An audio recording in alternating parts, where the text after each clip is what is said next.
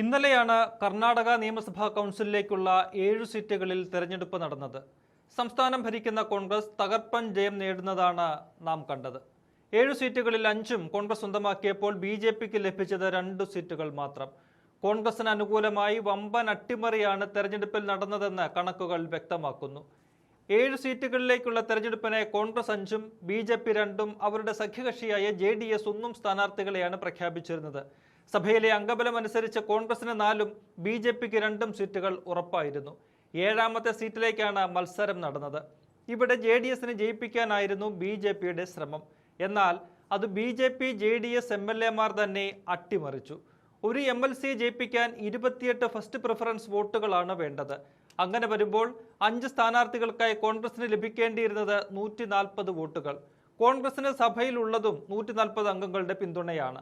എന്നാൽ വോട്ടെണ്ണിയപ്പോൾ കോൺഗ്രസിന്റെ 5 സ്ഥാനാർത്ഥികൾക്കുമായി 151 വോട്ടുകൾ ലഭിച്ചു. പ്രതിപക്ഷത്ത് നിന്ന് ചോർന്നത് 11 വോട്ടുകൾ.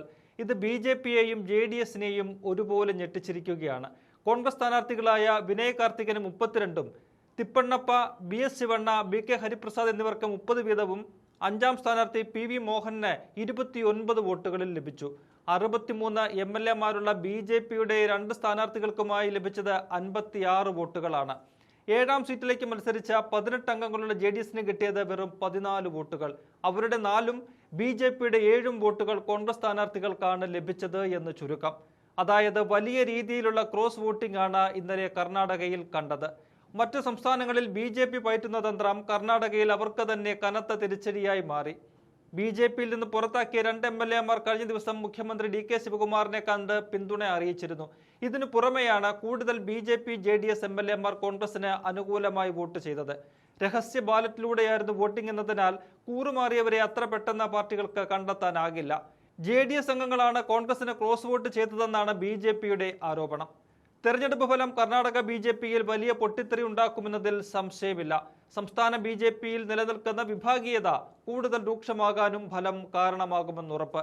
നിലവിലെ സംസ്ഥാന നേതൃത്വത്തോട് പാർട്ടിക്കുള്ളിൽ തന്നെ വലിയ അതൃപ്തിയാണ് നിലനിൽക്കുന്നത്.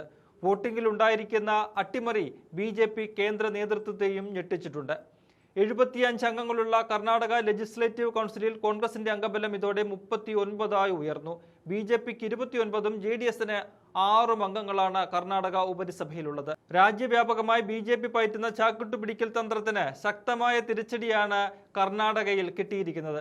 ദക്ഷിണേന്ത്യയിൽ ബി.ജെ.പിക്ക് വേരോട്ടമുള്ള ഏക സംസ്ഥാനമാണ് കർണാടക. ലെജിസ്ലേറ്റീവ് കൗൺസിൽ തെരഞ്ഞെടുപ്പിൽ നേടിയ ഉജ്ജ്വല വിജയം മുഖ്യമന്ത്രി DK ശിവകുമാറിന് കൂടുതൽ ആത്മവിശ്വാസവും കരുത്തും നൽകും.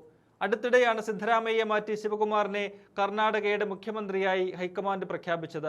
2 വർഷത്തിന് ശേഷം നടക്കുന്ന നിയമസഭാ തെരഞ്ഞെടുപ്പാണ് പാർട്ടി ലക്ഷ്യം വയ്ക്കുന്നത്. അതിനു മുന്നോടിയായി പാർട്ടിയെ കൂടുതൽ ശക്തമാക്കുക എന്ന ലക്ഷ്യമാണ് DKയ്ക്ക് മുന്നിലുള്ളത്.